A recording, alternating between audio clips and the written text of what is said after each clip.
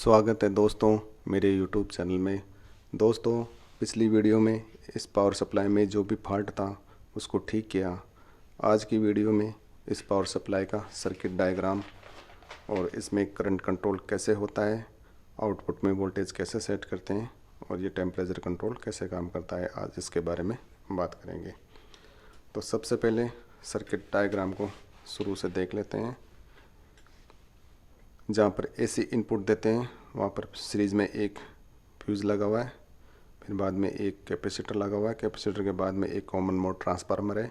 इसमें दो अलग अलग वाइंडिंग है जो सीधा ब्रिज रेक्टिफायर के इनपुट पे, एसी इनपुट पे गया हुआ है।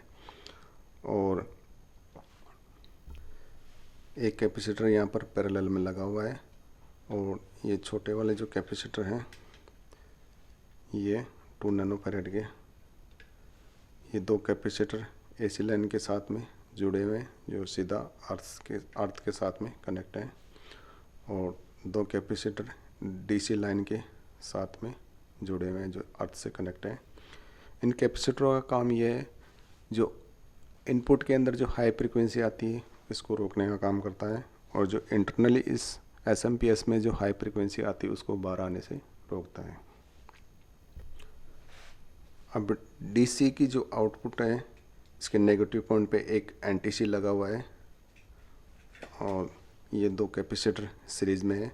दोनों कैपेसिटरों के बीच में दो रेजिस्टेंस लगी हुई है 200 के की, जो इन कैपेसिटरों का डिस्चार्ज का भी काम करती है, और दोनों कैपेसिटरों के सेंटर पॉइंट में समान वोल्टेज रहे ये भी काम ये रेजिस्टेंस करती है।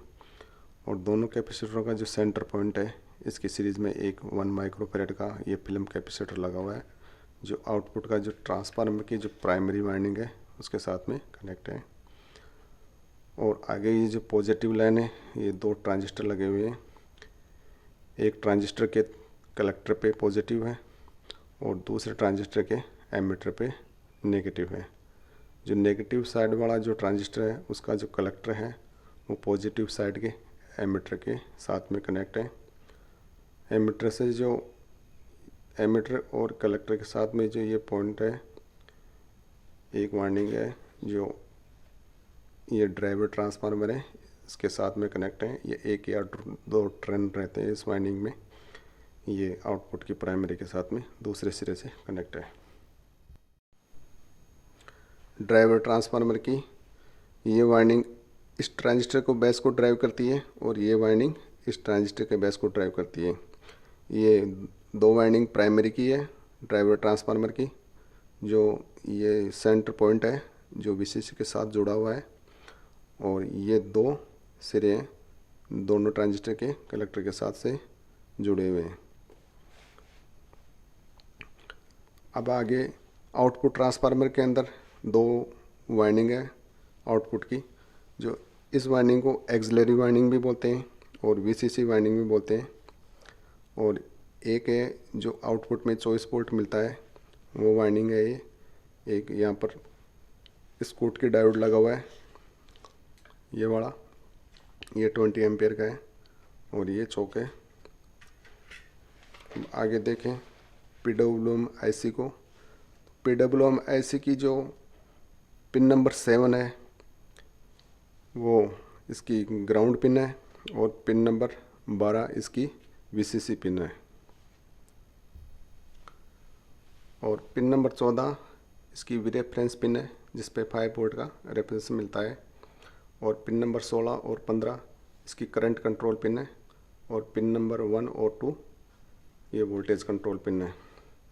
पिन नंबर 2 पे 2.5 वोल्ट का रेफरेंस है, यहाँ पर एक पिन नंबर 2 पे 2.2 के की रेजिस्टेंस लगी हुई है, एक ग्राउंड के साथ में कनेक्ट है, यहाँ पर 2.2 वोल्ट का रेफरेंस है। और पिन नंबर 1 22 किलो ओम के रेजिस्टेंस के साथ में ये 24 वोल्ट के पॉजिटिव से जुड़ी हुई है, और एक प्रीसेट है जो आउटपुट वोल्टेज को यहाँ से सेट करते हैं। एलईडी है जो आउटपुट में ये वाली एलईडी है जो है ये। पिन नंबर 4 इसकी डेड टाइम कंट्रोल पिन है, अगर इस पे 2.5 वोल्ट से ज़्यादा अगर रेफरेंस आता है तो ये आईसी शट डाउन का काम करती है, और अगर इस पर ग्राउंड आता है तो ये आईसी वर्किंग पे रहती है। और पिन नंबर 5 और 6 इसकी ओसिलेटर पिन है। जो 5 नंबर पिन है वो कैपेसिटर के साथ में कनेक्ट है, इसको सीटी बोलते हैं, और इसको आरटी। इस पर 20 किलो ओम का रेजिस्टेंस लगा हुआ है, और इस पर 1000 पिकोफेराड का कैपेसिटर लगा हुआ है एक, यानी 1 नैनो फैराड का कैपेसिटर है एक। पिन नंबर 15 पे एक 47 के का रेजिस्टेंस लगा हुआ है जो 5 वोल्ट के साथ में कनेक्ट है। और पिन नंबर 13 ये पिन नंबर 14 के साथ में कनेक्ट है। ये 15 पे, पिन नंबर 15 पे एक 1 के का रेजिस्टेंस लगा हुआ है जो पिन नंबर 15 पे 100 मिली वोल्ट का रेफरेंस है। अब आगे सर्किट को देखें तो इस सप्लाई के अंदर एक LM393 ये आईसी लगी हुई है।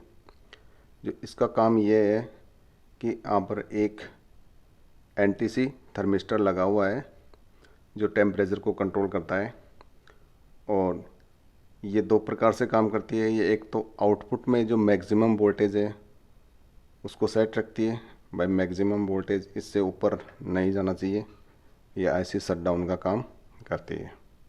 अब आगे जो इसका फंक्शन है वो मैं सर्किट में दिखा देता हूँ, ये किस प्रकार से काम करती है।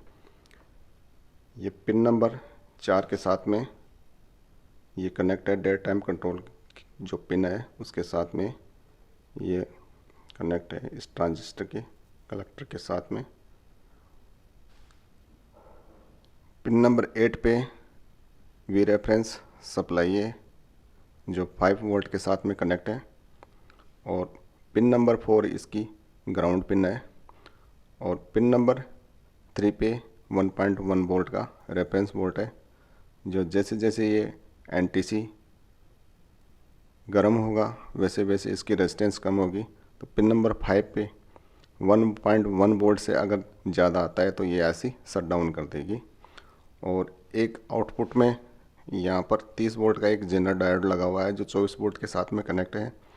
इस जेनर डायोड का काम ये है, पावर सप्लाई के अंदर 30 वोल्ट से अगर ऊपर जाती है तो ये शट डाउन का काम कर देती है। और पिन नंबर 4 को ये वीसीसी वोल्टेज का जो रेफरेंस वोल्ट है 5 वोल्ट वो दे देती है, और ये ऐसी शट डाउन हो जाती है। अब शट डाउन होने के बाद में इसको वापस पावर ऑफ करके जब ऑन करेंगे जब ये रिस्टार्ट होगी।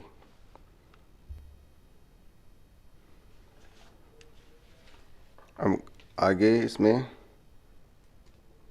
ये आईसी की पिन नंबर 1 है, और ये 8 और 9 और 16। तो इसमें वोल्टेज टेस्ट करते हैं सबसे पहले, और सभी पिनों पे वोल्टेज टेस्ट करते हैं।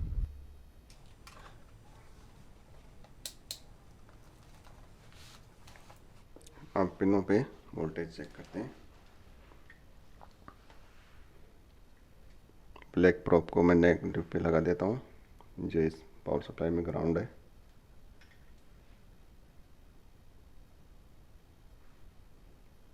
और सबसे पहले इसकी वीसीसी पिन है 12 नंबर जिस पे 21 वोल्ट आ रहे हैं, और ये पिन नंबर 13 है जिस पे 4.93 वोल्ट आ रहे हैं, और ये पिन नंबर 14 है, और ये पिन नंबर 15 है। 0.1 वोल्ट है यहाँ पर, 104 मिली वोल्ट है, और पिन नंबर 16 पे ग्राउंड है, और पिन नंबर 1 पे 2.47, और पिन नंबर 2, और ये पिन नंबर 3 है, और ये पिन नंबर 4 है। अब इसमें इसकी आउटपुट जो स्विचिंग फ्रीक्वेंसी है वो भी टेस्ट कर लेते हैं।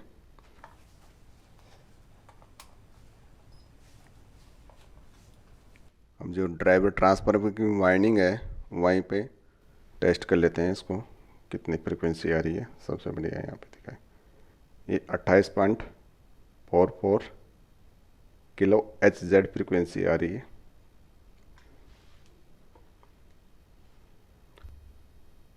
और आउटपुट में भी वोल्टेज टेस्ट कर लेते हैं एक बार।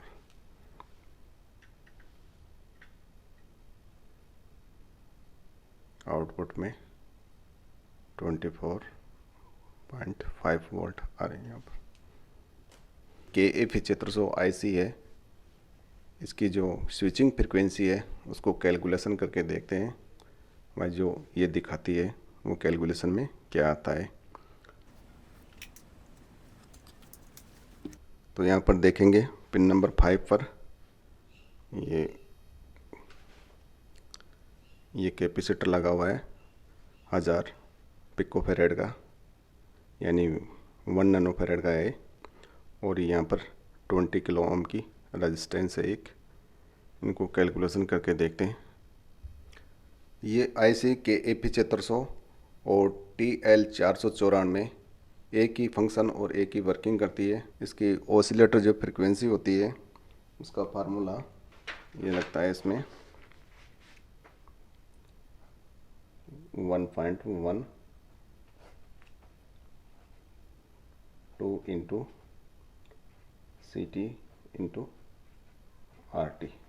ये जो फ्रीक्वेंसी आएगी वो किलो हर्ट्ज के अंदर आएगी। अभी ये IC पुश पुल पे काम करिए, क्योंकि ये पिन नंबर 13 है जो वी रेफरेंस के साथ में 5 वोल्ट के साथ में कनेक्ट है। ये पुश पुल पे काम करती है। और अगर पिन नंबर 13 अगर ग्राउंड से कनेक्ट है तो ये सिंगल एंडेड पे काम करेगी। तो अपने पास CT का मान है, यानी इसका 1 नैनोफेरेड है, तो इसको माइक्रोफेरेड में कन्वर्ट करेंगे तो यहाँ पर आएगा 0.001 माइक्रोफेरेड। और RT का मान अपने पास 20 किलो ओम है। और इनको कैलकुलेशन करते हैं तो फ्रीक्वेंसी क्या आती है।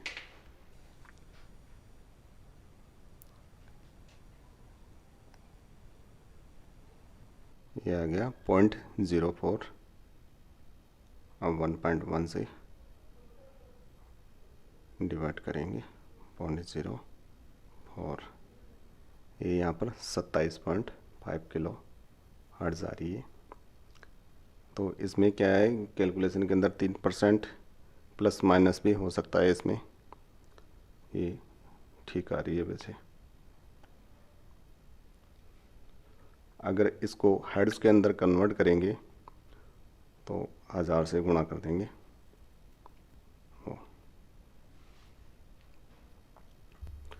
अब आगे बात करें करंट कंट्रोल की, तो करंट कंट्रोल के अंदर 2 प्रकार से करंट कंट्रोल कर सकते हैं। इसमें पहला फार्मूला तो ये है कि यहाँ पर जो ये रेजिस्टेंस लग रही है 2, ये 0.02 ओम की है दोनों रेजिस्टेंस, तो दोनों मिलाकर के ये 0.1 ओम की हो गई, दोनों पैरेलल में लग रही है।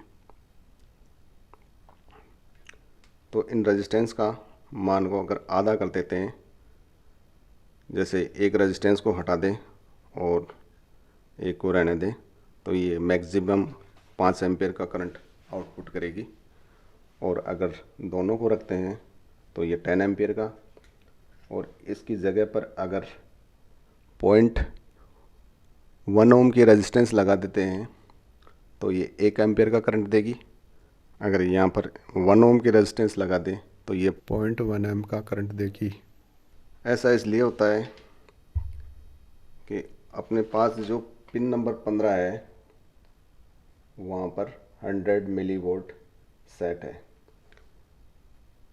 कोई भी रेजिस्टेंस के अंदर अगर करंट गुजारा जाता है इसमें ऐसे, तो यहाँ पर जो ड्रॉप वोल्टेज आते हैं तो उसका मान क्या होता है। यहाँ पर ड्रॉप वोल्ट का मान ज्ञात करने के लिए यहाँ पर फार्मूला आएगा V बराबर I इंटू R। यहाँ पर I एम्पियर है जो करंट है वो है, और आर ये रेजिस्टेंस है, और इसका ये वी है जो ये ड्रॉप वोल्ट है, यहाँ से यहाँ तक का जो ड्रॉप वोल्ट है। और करंट का मान ज्ञात करने के लिए आई वी डिवाइड आर, और रेजिस्टेंस का मान ज्ञात करने के लिए वी डिवाइड आई।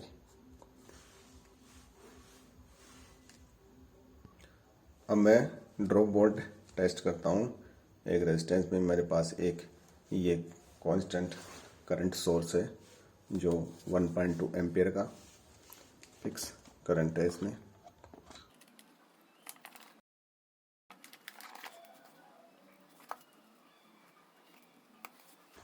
ये 1.2 एम्पियर है, फिक्स कांस्टेंट करंट है। अब मैं एक रेजिस्टेंस लगा देता हूँ और फिर ड्रॉप वोल्टेज टेस्ट करते हैं। ये 0.01 ओम की रेजिस्टेंस है एक।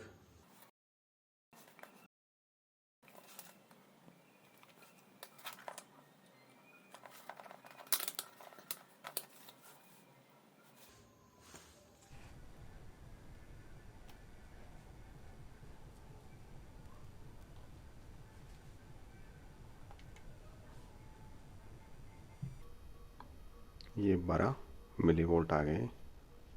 ये इसका ड्रॉप वोल्ट है। जो आगे दूसरी रेजिस्टेंस लगा के देखता हूँ, और ये 1 ओम की रेजिस्टेंस है। इसका ड्रॉप वोल्टेज टेस्ट करते हैं।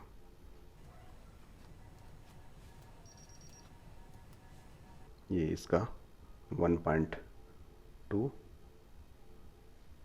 वोल्ट है, 28 वोल्ट। अब ये तो ड्रॉप वोल्टेज चेक कर लिया रेजिस्टेंस का। अब यहाँ पर अपना जो इसमें करंट था वो 1.2 एम्पियर, और रेजिस्टेंस है इसमें 0.01 ओम।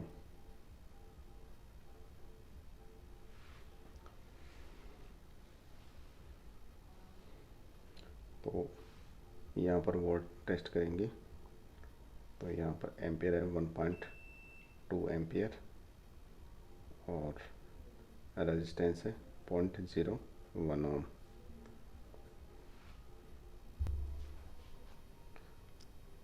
तो ये हो गया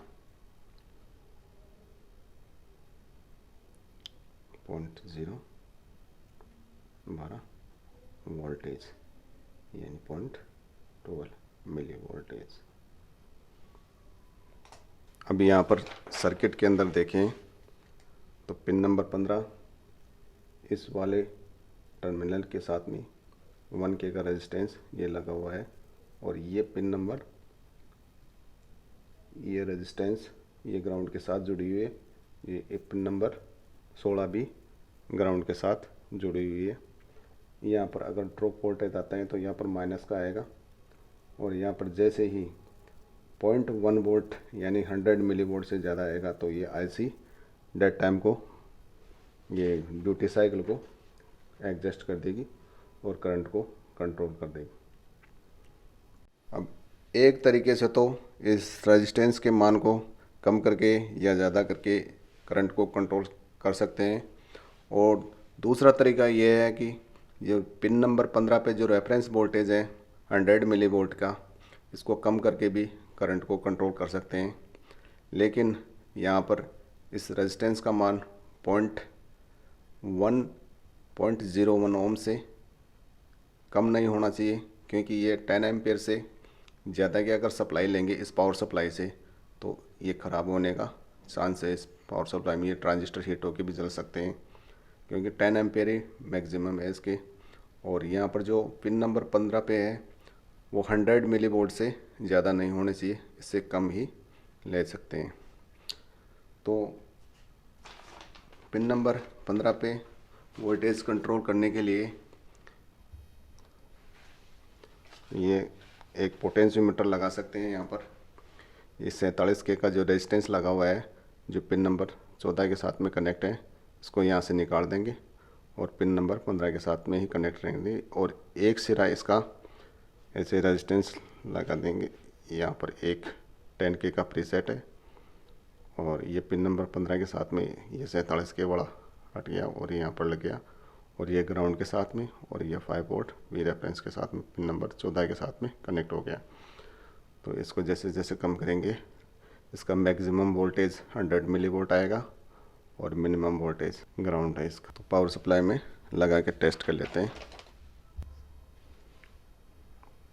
अभी यहाँ पर एक ये 47K का रेजिस्टेंस लगा हुआ है, इसको निकाल लेते हैं इधर के साइड में से, पॉजिटिव साइड में से, जो 5 वोल्ट का रेफरेंस लगा हुआ है।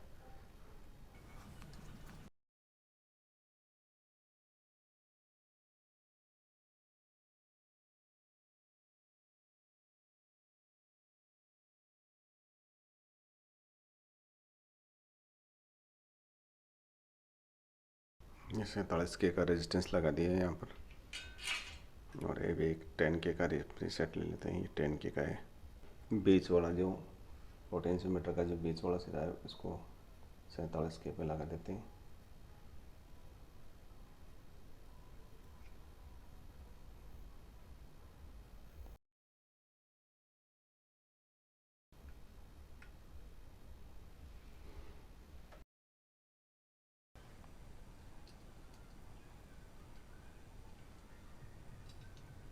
एक को 5 वोल्ट के साथ में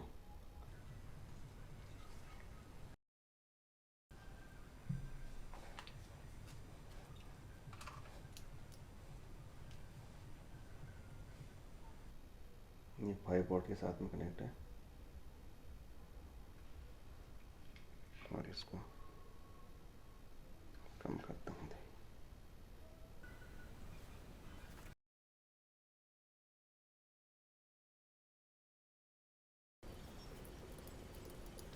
अब जैसे जैसे पोर्ट को कम ज़्यादा करेंगे तो करंट कम होता जाएगा और बढ़ता जाएगा।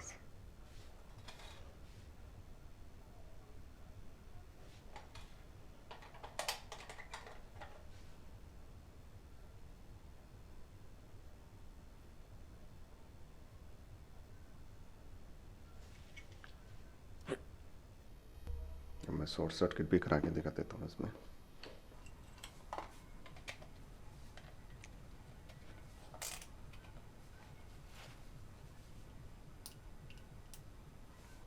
ये 1 एम्पियर है, ये मैंने शॉर्ट सर्किट करा दिया और जैसे जैसे करंट को बढ़ाता हूँ ये करंट बढ़ रहा है धीरे धीरे। ज़्यादा देर तक मैं नहीं रख सकता इसको क्योंकि ट्रांजिस्टर पे हीट सिंक नहीं लगी हुई है, वो ख़राब भी हो सकते हैं और ज़्यादा करंट भी नहीं ले सकता। जैसे शॉर्ट सर्किट कराएं तो शॉर्ट सर्किट भी होता है।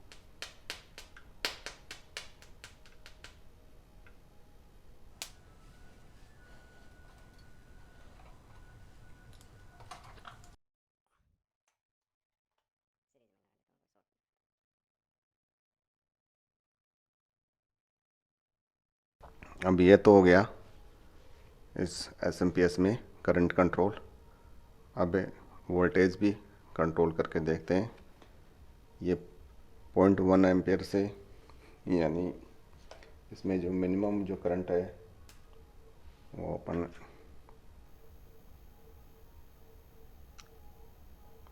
मिनिमम इसमें 0.1 एम्पियर से भी ले सकते हैं और मैक्सिमम 10 एम्पियर तक ले जा सकते हैं। अब करंट कंट्रोल के लिए तो ये वाला पोर्ट लगा देंगे और इसमें से करंट कंट्रोल कर लेंगे। जैसे मैं करंट को बढ़ाता हूँ तो फिर देखिए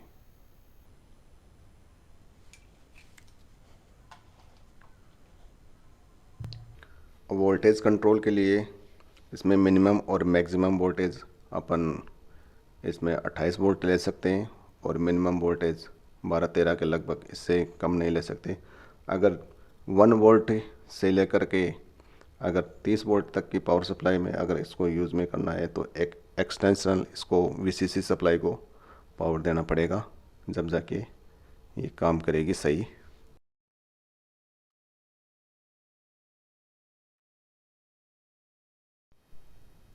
अब आउटपुट पोर्ट को कंट्रोल करने के लिए यहाँ पर जो पिन नंबर 2 पे जो रेफरेंस वोल्टेज है वो 2.5 है। अगर इसमें आउटपुट वोल्टेज मिनिमम 1 वोल्ट लेना हो तो ये जो पिन नंबर 2 पे रेफरेंस वोल्टेज है इसको 1 करना पड़ेगा, और अगर मिनिमम वोल्टेज 2.5 लेना पड़ेगा वो एज इट इज ऐसे कैसे रखना है। तो इसमें 1 वोल्ट से लेकर के 29 वोल्ट तक की पावर सप्लाई बनाएंगे इसको। और इसमें ये जो 22 किलो ओम का रेजिस्टेंस है इसको यहाँ से निकाल देंगे, और इसकी जगह पर 50 किलो ओम के 2 रेजिस्टेंस लगाएंगे जो आउटपुट वोल्टेज को कंट्रोल करेंगे। और यहाँ पे ये जो ग्राउंड के साथ में 2.2 के का रेजिस्टेंस है इसके साथ में एक 1 के का और लगा देंगे, तो यहाँ पर 1 वोल्ट का रेफरेंस हो जाएगा। तो आउटपुट में अपने को 1 वोल्ट से 29 वोल्ट तक की वेरिएबल पावर सप्लाई मिल जाएगी इसमें। तो आगे देखते हैं और करते हैं इसमें। ऐसे ये सर्किट डिज़ाइन ऐसे करना पड़ेगा इसमें। ये यहाँ पर 22 किलो ओम का रेजिस्टेंस को निकाल देंगे यहाँ से, और यहाँ पर एक प्रीसेट से मैक्सिमम वोल्टेज सेट करने के लिए भाई मैक्सिमम 29 वोल्टेज से ऊपर नहीं जाए, नहीं तो ये आईसी डाउन का काम करेगी और ये ऑफ कर देगी। और इस प्रीसेट से अपन कम ज़्यादा वोल्टेज करेंगे यहाँ पर। तो पिन नंबर 2 पे मैं 1 के का रेजिस्टेंस लगा देता हूँ सबसे पहले।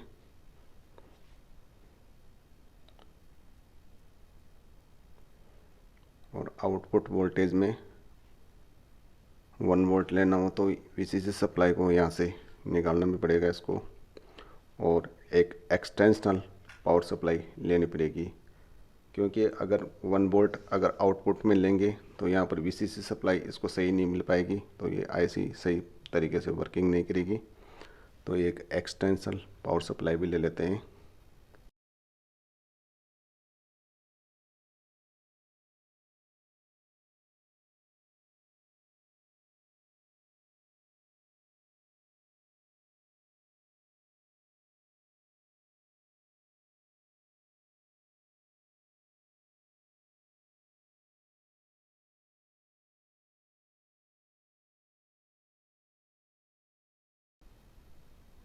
ये पिन नंबर 2 पे मैंने 1 वोल्टेज सेट कर दिए हैं।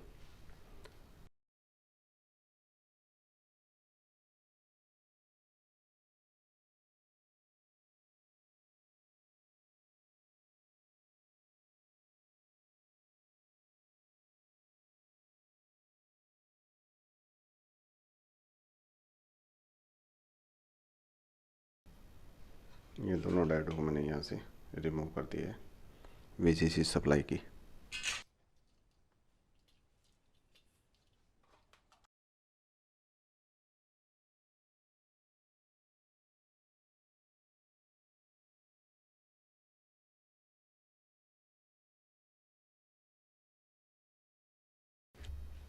अब ये 2 प्रीसेट लेंगे, एक से तो मैक्सिमम वोल्टेज सेट करेंगे और एक से इससे कम ज़्यादा आउटपुट में वोल्टेज सेट करेंगे। इन दोनों के कनेक्शन इस प्रकार से कर दिए मैंने।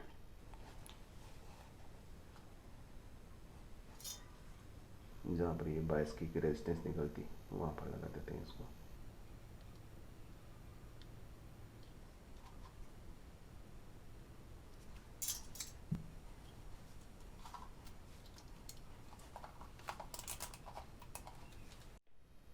अब लाइन को चालू करते हैं।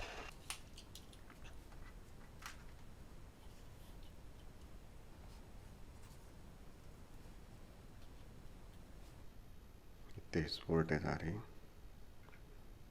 और मैं सबसे पहले मैक्सिमम वोल्टेज सेट कर लेता हूँ। मैक्सिमम 28 से ले लेता हूँ, नहीं तो ये शट डाउन हो जाएगी ऐसी। और आप इससे मिनिमम वोल्टेज सेट कर सकते हैं।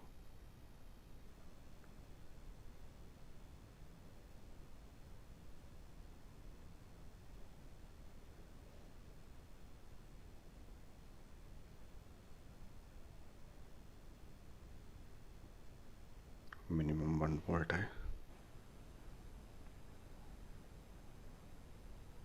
22 वोल्ट मैक्सिमम है। अब लोड चालू कर लेता हूँ मैं थोड़ा।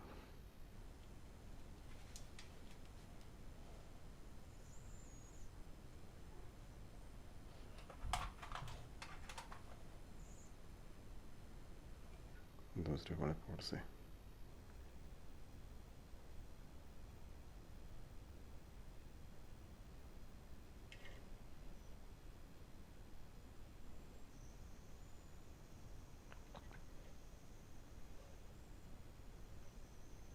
चलो मैं करंट कंट्रोल भी करके देख लेते हैं।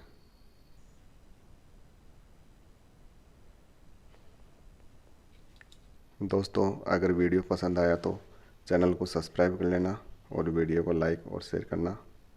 मिलते हैं अगले वीडियो में। Thank you for watching.